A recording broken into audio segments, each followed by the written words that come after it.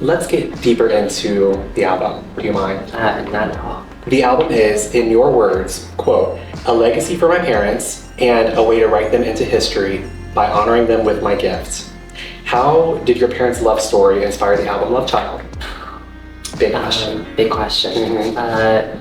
Well, as I was able to kind of dive into a little bit with Hey You, my father was a Chicago musician, Mm-hmm. a bassist, and had a band called Porcelac, and they would perform, really started out performing in Evanston, where they were from, and started to venture out into Chicago and getting into the scene there in the mid-'80s. When my father was 22, he had hemophilia, which is a disease of the blood where if you're injured, your blood doesn't clot. You continue to bleed. So you have to have certain medications and means to be able to clot so that you don't bleed to death. Sure.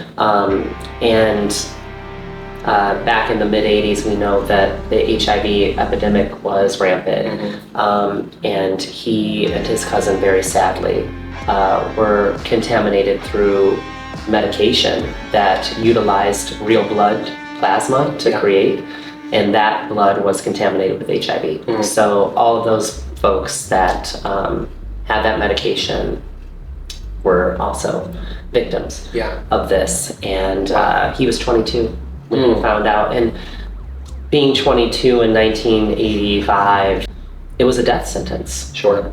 To get that, there was no hope of survival.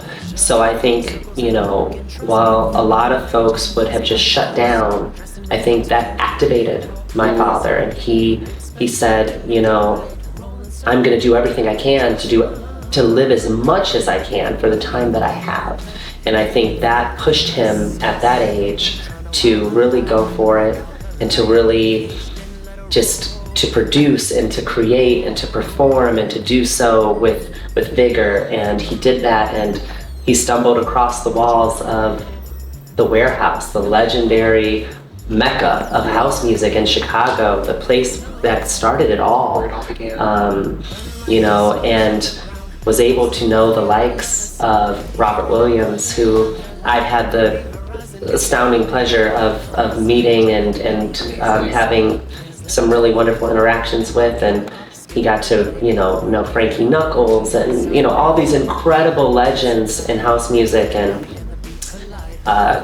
was kind of brought into that world and started to be involved at the Warehouse. And you have my mother, who came here as a young girl from Trinidad, and she like most Caribbean girls, she just wanted to live and to have a good time and to be out and to take in this new culture and this new place.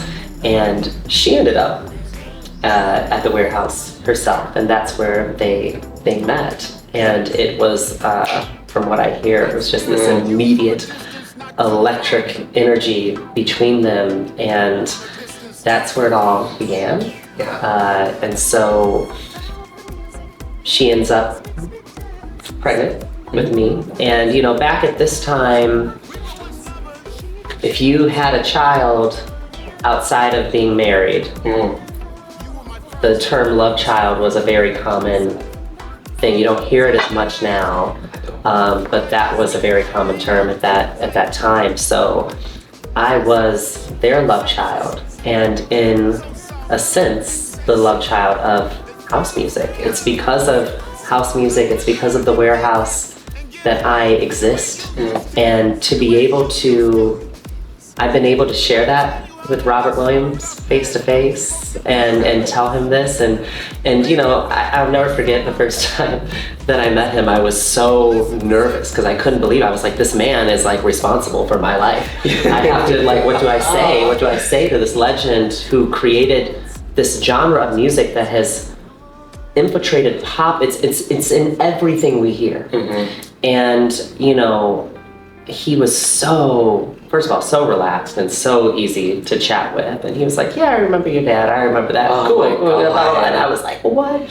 And, so it's a very, very special thing to be a part of and to be created of something Yeah. that has become such an important part of culture, especially here in Chicago. Yes. And because my father, of his diagnosis, this also was passed along to my mother. Sure. At her very, very young age, she found out about her status when she was 22 as well. And, you know, giving birth to me at that time, they did not know, they didn't have nearly as much research or understanding of how to have a successful pregnancy with HIV. And several years, or I should say several years, this was maybe 2011, I worked with the Chicago Women's AIDS Project, and we did a study of what that percentage looked like, what the likelihood of me being not contaminating the disease, which I didn't. It was a miracle. There was like a 99.2, or I can't remember the exact number, percent chance that I would have had the disease given all the circumstances that led up to my birth. Sure. And I was spared. So there is this responsibility that you feel when you know that your life was just this close of being taken from you. And these two beautiful human beings were brought on this earth for such a short time. My mother was 24 years old when she passed. My father was 28. And it wasn't until I well surpassed these ages that I realized they were children. Yeah. That my mother was a baby. Yeah.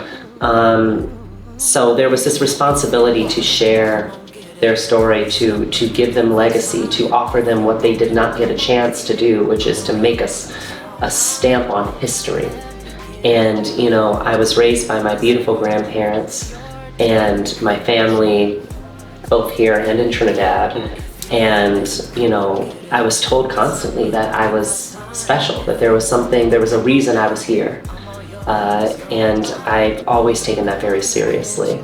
And I knew I wanted to give them legacy. So when I say that this is their legacy, this album is telling their story. It stamps them into history forever. So that when I leave this earth, I've not only left myself behind, but I've left them with me. So that is the story of Lovechild. That is me, and all the circumstances that have brought me to this moment. Yeah. Oh, I'm sure your parents are so proud. And I'm sure they would love to hear this music.